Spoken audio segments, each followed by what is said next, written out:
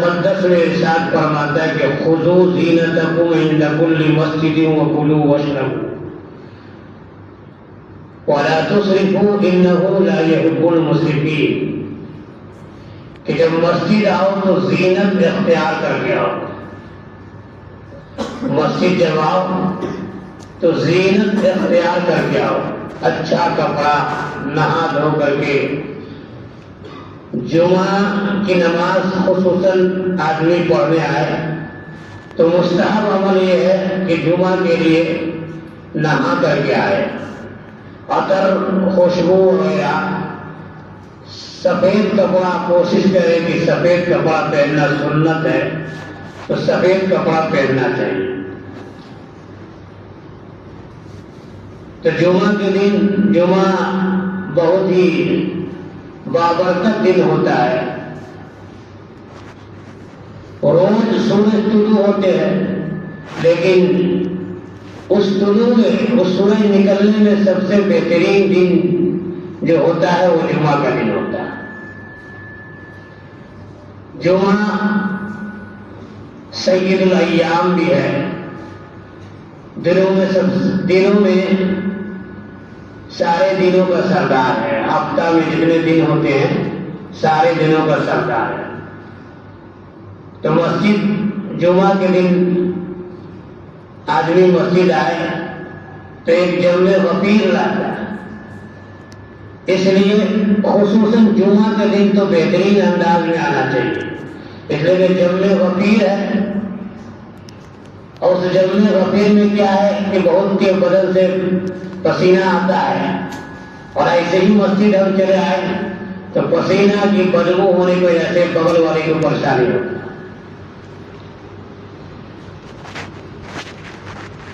اللہ کے نبی صلی اللہ علیہ وسلم نے فرمایا کہ حدیث عن سعید رضی اللہ تعالی عنہ قال قال النبي صلى الله عليه وسلم إذا رأيتم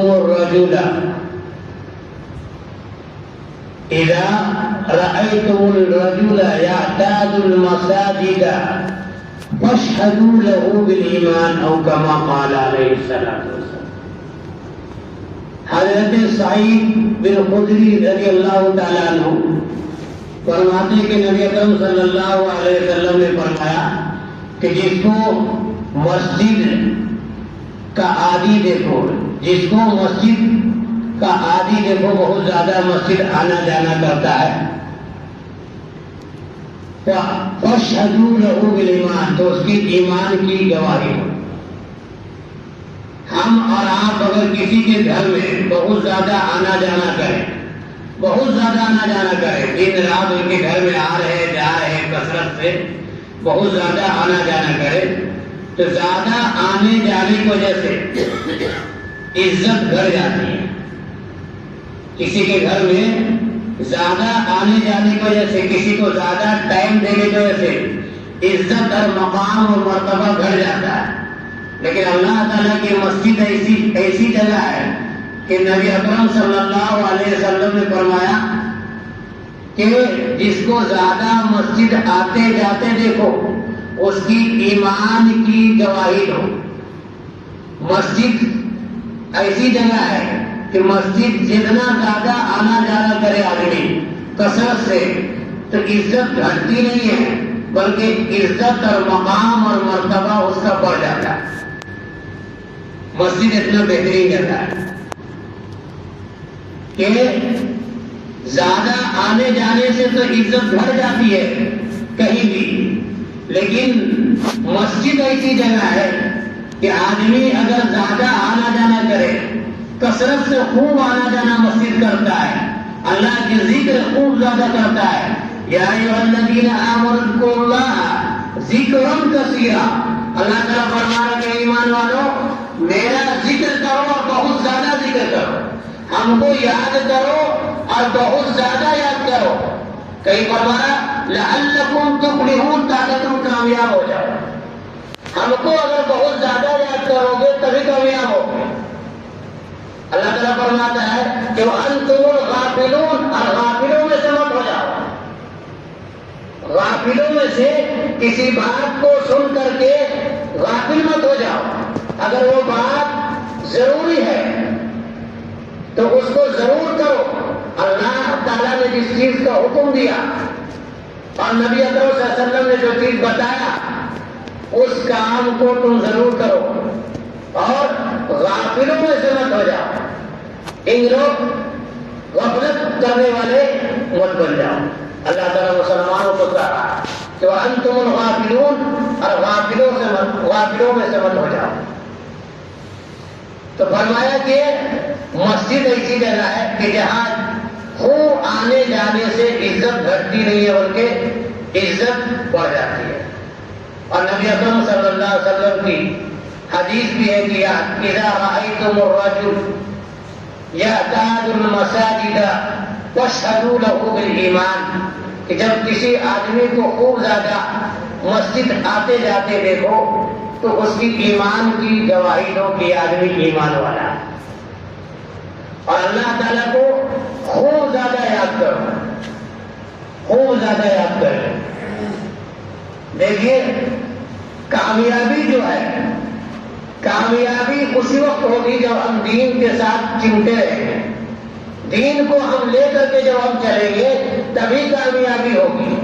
اگر ہم دین کو چھوڑ کر کے چلیں گے, اللہ کے حکم اور نبی کے طریقے کے مطابق اپنی زندگی کو نہیں گزاریں گے تو ہم کامیاب نہیں ہو سکتے.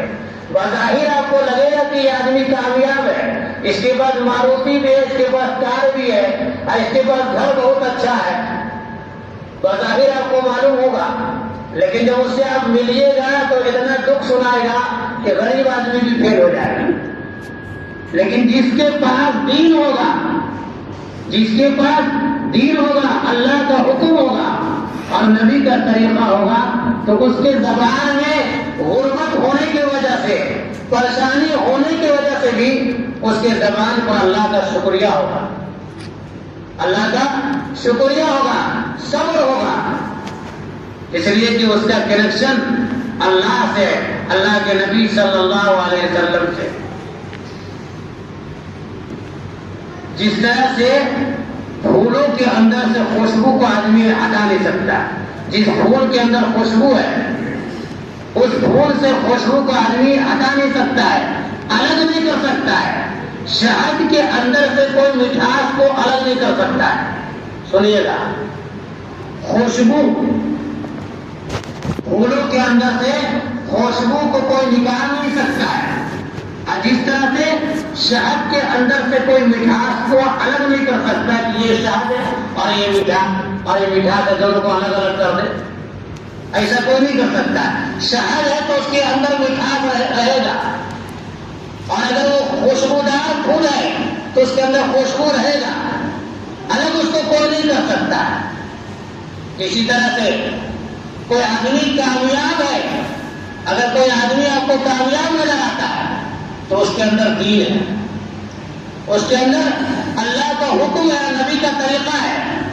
اور اگر آدمی آپ کو کامیاب نظر آ رہا ہے اور اللہ کا حکم اور نبی کا طریقہ نہیں ہے تو وہ آدمی کامیاب نہیں ہے. اس لیے کہ دین, کامیابی کو دین سے الگ نہیں کر سکتے, کامیابی کو دین سے الگ نہیں کر سکتے. دین ہوگا تبھی آدمی کامیاب ہوگا, اور بظاہر وہ آدمی کامیاب نہیں ہے جس کو ہم سمجھتے ہیں.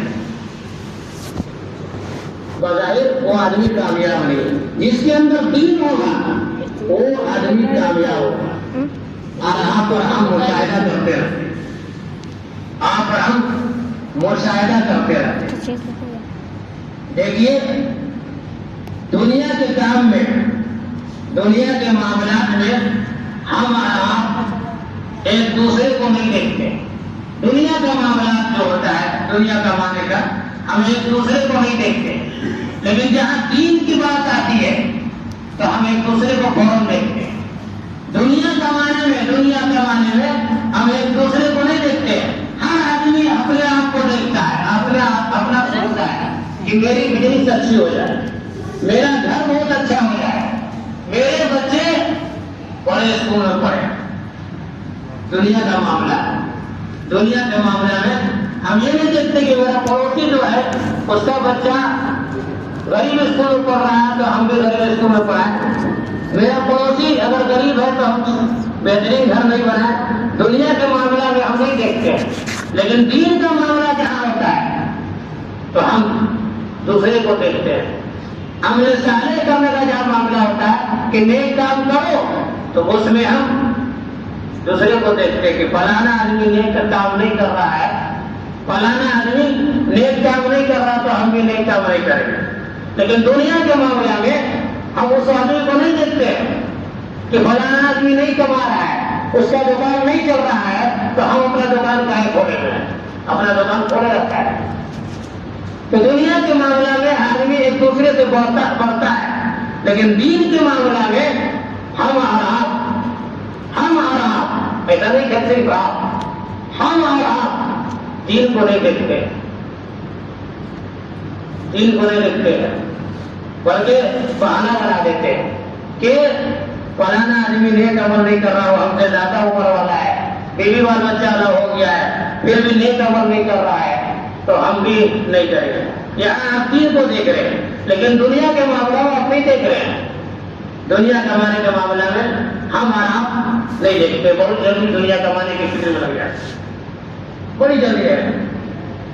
مسجد اعلان کیا گیا کہ جمعہ میں بھی اعلان ہوا، اتوار میں بھی اعلان ہوا، اتوار میں سیڑھی گھر کی ڈھلائی ہوئی، لیکن ہم کو جتنا رغبت کے ساتھ مسجد کی طرف آنا تھا اور جتنا چاہت ہونا چاہیے، جیسے چاہت صحابہ کرام کو تھا، جیسی چاہت نبی اکرم صلی اللہ علیہ وسلم کو تھا، نبی اکرم صلی اللہ علیہ وسلم نے فرمایا کہ احب البلاد الی اللہ مساجدها، کہ دنیا میں سب سے بہترین جگہ مسجد ہے۔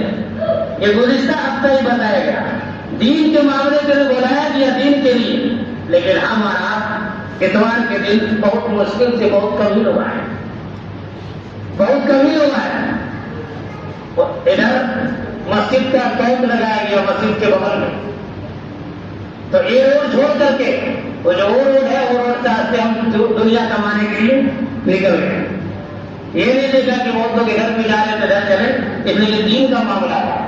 دین کے معاملہ میں ہم بہت جلدی دیکھتے ہیں اور دنیا کے معاملہ میں ہم نہیں دیکھتے، اس لیے ہم کو جو رغبت ہونا چاہیے تھا اور جو شوق ہونا چاہیے تھا، جو جذبہ ہونا چاہیے تھا، جو جذبہ صحابہ کرام رضی اللہ تعالیٰ عنہ کو تھا، وہ جذبہ اور رغبت ہمارے اندر نہیں تھا۔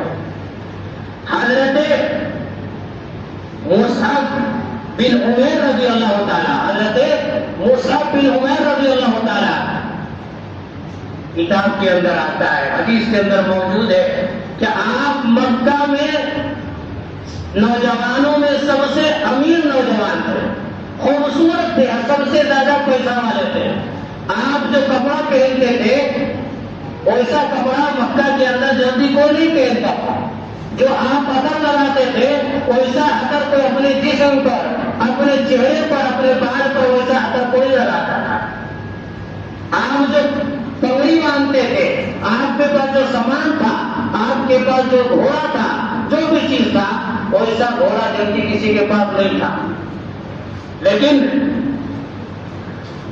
کیا ہوا، آپ کو اسلام سے بہت زیادہ محبت ہو گیا۔ اتنے ہی میں نبی اکرم صلی اللہ علیہ وسلم کی طرف سے حکم ہوا کہ سارے لوگ ہجرت کریں یہاں سے، یہاں اپنے آپ کو بچانا بہت مشکل ہے، اللہ اللہ کرنا بہت مشکل ہے، لہذا حضرت مصعب بن عمیر رضی اللہ تعالیٰ، حضرت مصعب بن عمیر رضی اللہ تعالیٰ ہجرت کے لیے، ہجرت کرنے کے لیے تیار ہو گئے۔ ان کے ماں باپ نے کہا کہ جو موج مستی تمہارا چل رہا ہے، جو موج مستی چل رہا ہے اور بہترین کپڑا پہن رہے ہو، بہترین خوشبو لگا رہے ہو، یہ سب تم کو چھوڑنا پڑ جائے گا۔ اگر تم ہمارے قبیلے کو اور ہم لوگوں کو چھوڑو گے اور دوسرے قبیلے میں اور اسلام لاؤ گے تو جتنا موج مستی چل رہا ہے سب موج مستی اور خواہشات کو چھوڑنا پڑے گا۔ حضرت مصعب بن عمر رضی اللہ تعالیٰ عنہ سارے چیز کو قربان کر دیا، سارے خواہشات کو اور سارے چیز کو قربان کر دیا اور حبشہ کے لیے سفر کیے، حبشہ کے لیے ہجرت کی۔ ماں باپ اور رشتہ دار میں بہت دیر آیا کہ سب کچھ لے لیا جائے گا، آپ ایک کپڑا پہن کر کے، اور بھی کپڑا صحیح نہیں ہے، آپ حبشہ کے لیے ہجرت کیے، مدینہ چلے گئے، بالکل ایک کپڑا ہے، وہ بھی کپڑا صحیح نہیں ہے، سارا چیز کو قربان کر دیا، سارا چیز وہی چھوڑ دیا مکہ کے اندر، خواہشات کو سب قربان کر دیا اور آ گئے مدینہ کے اندر۔ مدینہ کے اندر جب آئے تو اسی طرح سے حضرت حمزہ رضی اللہ تعالیٰ ان کا بھی یہی حال، جب مدینہ کے اندر جب آئے تو غزوہ بدر ہوا، اسلامی لڑائی ہوئی، اس لڑائی میں حضرت مصعب بن عمیر رضی اللہ تعالیٰ عنہ شہید ہو گئے۔ جب شہید ہو گئے تو خبر دیا گیا کہ حضرت مصعب بن عمیر رضی اللہ تعالیٰ عنہ شہید ہو گئے۔ سید الشہداء حضرت حمزہ رضی اللہ تعالیٰ جو حضور صلی اللہ علیہ وسلم کے اپنے چچا ہے وہ بھی شہید ہو گئے۔ خبر دی گئی کہ کفنانا ہے، شہید ہو گئے، کفن دفن کرنا ہے، لہذا کفن کے لیے ان کے پاس جو کپڑا پہنے ہوئے تھے وہی کپڑا تھا، اور وہ کپڑا اتنا بڑا کپڑا نہیں تھا کہ سر سے لے کر کے پورا پاؤں چھپایا گیا۔ نبی اکرم صلی اللہ علیہ وسلم کو خبر دی گئی کہ کپڑا کفن نہیں ہے، یہی ان کے پاس ایک کپڑا ہے۔ غربت کا زمانہ تھا، نبی اکرم صلی اللہ علیہ وسلم کے پاس بھی نہیں تھا، صحابہ کرام کے پاس بھی نہیں تھا، لہذا جب سر ڈھکا جاتا حضرت مصعب بن عمیر کا، جب سر ڈھکا جاتا تو پاؤں کھل جاتا، اور جب پاؤں ڈھکا جاتا تو سر کھل جاتا۔ حضرت حمزہ رضی اللہ تعالیٰ عنہ تو کبھی یہی حال ہے، جب سر ڈھکا جا رہا، سب مبارک ڈھکا جا رہا چادر سے تو پاؤں کھل جا رہا ہے، اور پاؤں جب ڈھکا جا رہا تو سر کھل جا رہا، نبی اکرم صلی اللہ علیہ وسلم کو خبر دیا گیا، نبی اکرم صلی اللہ علیہ وسلم آتے ہیں اور دیکھتے ہیں مصعب بن عمیر رضی اللہ تعالیٰ عنہ کو، آنے کے بعد جب دیکھتے ہیں کہ یہ حالت ہے تو کہتے ہاتھ میں پانی ہے، آنسو آنکھ میں، اور کہتے صحابہ کو کہ مکہ میں ان جیسا امیر آدمی ہم نے، نوجوانوں میں بہترین کپڑا پہننے والا، بہترین خوشبو لگانے والا اور ہر طرح کی سواری پر سواری کرنے والا ایسا نوجوان میں نے مکہ میں نہیں دیکھا۔ لیکن آج اسلام لانے کی وجہ سے آج کفن بھی ہے جو پورا کپڑا ہم اور آپ کتنے غربت میں، لیکن اگر ہم انتقال ہوں تو 3 کپڑا تو ہمیں مل ہی جاتا ہے، 3 کپڑا تو مل ہی جاتا ہے۔ آپ کا مصعب بن عمیر کو دیکھ کر کے کہ ان کے بدن پہ آج مٹی ہے، گرد غبار ہے، چہرے میں گرد غبار ہے، اور سر پر گرد غبار ہے، لیکن ان کے چہرے پر، ان کے جسم پر خوشبو آتا تھا، بہترین کپڑا آتا تھا۔ لیکن آج اسلام لانے کی وجہ سے، اسلام میں قربانی دینے کی وجہ سے آج ان کے پاس ایک کپڑ بھی نہیں، ایک چادر بھی مبارک، پورا چادر بھی نہیں ہے۔ لہٰذا نبی اکرم صلی اللہ علیہ وسلم کہتے ہیں کہ سر کو ڈھانپ دیا جائے، سر کو ڈھانپ دیا جائے، اور پاؤں جو کھل رہا ہے اس پر اسخر نامی گھاس ڈال دیا جائے، اسخر نامی گھاس کو ڈال دیا گیا، لہٰذا گھاس ڈال دیا گیا، پاؤں کی طرف گھاس ڈال دیا گیا۔ کس کو؟ حضرت مصعب بن عمیر جو مکہ کے سب سے امیر آدمی تھے، حضرت حمزہ رضی اللہ تعالیٰ عنہ، وہ دونوں آدمی کو بدر کے غزوہ احد کے لڑائی میں شہید ہوئے تھے، اتنا کپڑا بھی نہیں تھا، لہذا سر کو ڈھانپ دیا گیا کپڑے سے، چادر سے، اور چادر جو ڈھک رہا تھا ایک ہی چادر تھا، تو پاؤں کی طرف اسخر نامی گھاس دے دیا گیا، اسخر نامی گھاس دے دیا گیا۔ ہمارا کا آج یہ حالت نہیں ہے کہ ہم مسجد سے چورا کر کے، راستہ بدلی کر کے ہم چلے جائیں اور اپنے کام میں لگ جائیں۔ اللہ کی گھر کی تعمیر اور توسیع ہو رہی ہے، گھر کی تعمیر اور توسیع اور بازار میں بتایا جا رہا ہے، لیکن اصل بات ہے کہ صحابہ اپنی زندگی کے مقصد کو جانتے تھے، صحابہ اپنی زندگی کے مقصد کو جانتے تھے، اور ہم زندگی صرف گزارنے کے لیے آئے، زندگی بنانے کے لیے نہیں آئے۔ ابھی دیکھیے گا، ابھی ٹائم پورا ہو گیا، پورا نوجوان کا ٹولی آ کر کے وہاں پہ کھڑا ہو جائے گا، جبکہ نوجوانی کی عبادت جو ہے اللہ تعالیٰ کل قیامت میں حشر کے میدان میں آدمی کا قدم ہلے گا نہیں وہاں سے جب تک کہ 5 سوالوں کا جواب نہ دے. اس میں سے ایک سوال تو یہ بھی ہوگا، پوری زندگی کا سوال ہوگا، لیکن پوری زندگی سے اللہ تعالیٰ نے جب پوری زندگی کا جب سوال ہوگا، لیکن اسی میں سے نکالا جوانی کو. حالانکہ جوانی کو نہیں نکالنا چاہیے. جب پوری زندگی کا سوال ہو رہا ہے تو جوانی کا الگ سے کیوں آ رہا ہے؟ حدیث کے اندر آتا ہے کہ جوانی کے لیے اللہ تعالیٰ نے الگ سے لفظ لایا کہ جوانی کا بھی سوال ہوگا. اس لیے جوانی کا سوال ہوگا اس لیے کہ جوانی میں جو آدمی کام کر لے گا وہ آدمی بڑھاپا میں نہیں کر سکتا. جو کام آدمی جوانی میں کر سکتا ہے وہ بڑھاپا میں نہیں کر سکتا ہے. جوانی میں جتنا دیر تک تلاوت کر لے گا، ذکر کر لے گا، جتنا دیر تک نماز پڑھ لے گا وہ بڑھاپا میں نہیں کر سکتا ہے. بڑھاپا میں اتنا ذکر نہیں کر سکتا جس کا پاؤں کمزور ہو گیا جیسے کرسی میں بیٹھ جاتے ہیں. اس لیے جوانی کے بارے میں سوال ہوگا کہ ہم جو تم کو جوانی دیے تھے اس جوانی کو کہاں سے گزارا ہے. لہذا کہنے کا مقصد یہ